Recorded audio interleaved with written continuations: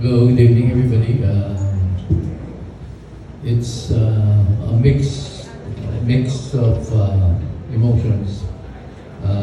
Joyful because magkakasama tayo, pero nakakalungkot dahil nauna na si Mother sa atin.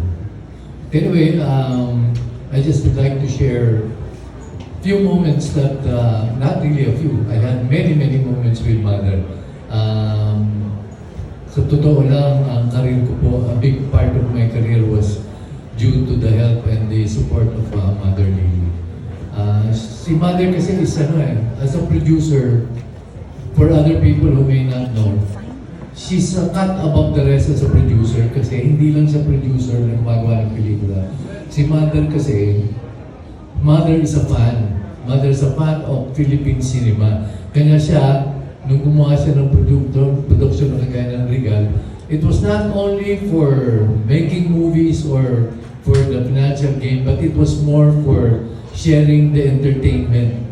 And siya mismo, nag-i-enjoy siya sa ginagawa niya. Kanya, you'll notice na ang mga pelikula ng Regal noon, talagang may puso because she makes sure na she's part of it.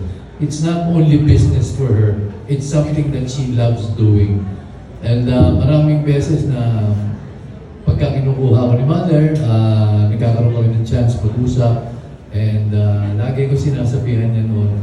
And this is the one thing na I will never forget. And I'd like to share it with you now.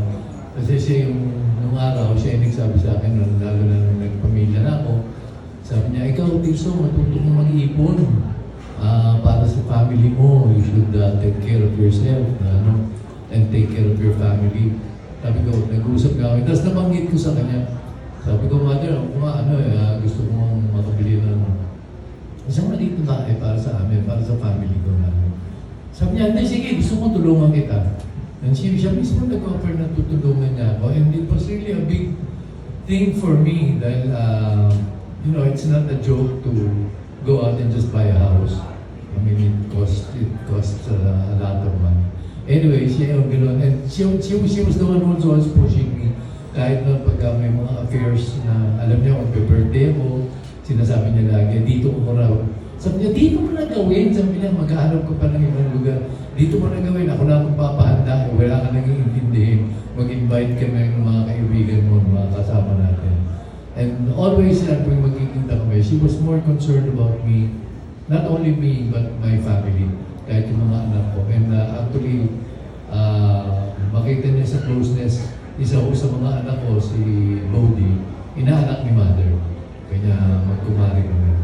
Yes, and even yung mga movies, actually, yung career ko ho noon, for a while, medyo natigil na ako eh. And she was the only woman who had trusted in me. And she gave me another break. Binalik niya ako siya, kinuha niya ako ulit. And gumawa siya ng pelikula ako rin. Marami yung hindi naniniwala doon sa gusto niyang gawin. Pero siya stuck it out because sabi ko nga sa inyo, parang may magic si Mother eh. Nararamdaman niya kung ano yung kikita, kung ano yung magugustuhan ng mga tao. But to close, sabi ko nga, she helped me to buy that house that I was looking for. And even after that, sabi niya, ting magkikita kami, she was more concerned not only for my career, but she was more concerned for my family. And tamang-tama yung niya moniker. Mother talaga, mother siya ng lahat talaga. And I'm sure lahat ng nandito, whether actor, actress, and even our friends from the Fourth Estate, ang mga reporters, at one time or another, alam mo si Mother yung hindi ata marunong humindi yun eh. Pag lumapit ka, humingi ka ng tulong. She will always be there for you. She will always be ready to extend a helping hand. And yun nga, Mother, marami ng event na sinelebrate dito sa lugar na ito. Marami ng affair na sinelebrate natin na magkakasama tayo. But tonight, we celebrate your life. The last time na nagkausap pa kami ni Mother, birthday niya sa bahay niya sa Green Hills. Yung pa isang memory hindi mawawala. Ito yung magkikita kami lalo na rito. Asahan mo, pagka nandito, tutugtugan ka niyan. Magpapiano yan. And not only one, mga 2 or 3 pieces tutugtug yan. And the last time, we really had a great time kasama ko si B, si Ate B, at si Boyan when we visited her at her residence. So many beautiful memories. Ayun, no? Ayun yan, bumisita kami. So many beautiful memories and talagang a person that will never fade in my heart. Hindi ko makakalimutan talaga si Mother. Ang closing ko, sabihin ko sa inyo kasi nga, ang ginawa niya, tinulungan niya akong bilhin ko yung bahay. Ang ginawa niya, siya muna rin bayad.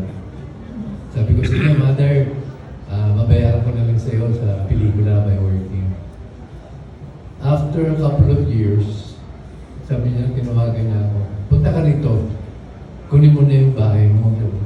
Sabi ko, Mother, may utang pa ako sa'yo. Sabi niya, kunin mo na. Pagka may nangyari sa akin, sige, wala akong bahay. Punta ka na rito. So, actually, doon mo makita yung pagmamahal niya. So, talagang, when I got here, nakaprepare na, pinaprepare na pala niya sa lawyer, pinalipat na niya sa pangalan ko yung house. And then, still, every now and then nga, tatawagan niya ako, we get to talk. And always, ang concern niya is my family and, yung nga, of course, yung sakit ko rin, di ba? Never nawala. So, tonight, Mother, we celebrate your life sa lahat ng nagawa mo. I mean, talagang, if there's one person, mamimiss talaga ng industry, si Mother yun. Talagang everyone in this industry, at one point or another of our lives, nagka-cross paths kami, nagka-cross paths siya ng mga ibang artista. Kanya ako, I'm very proud to say that kung ito, Regal Baby ho ako. I've always been a Regal Baby and a lot of us have been a Regal Baby. And this is a line that I usually use. Mother, I will not say goodbye. It is only good night. Dahil magkikita-kita pa rin tayo.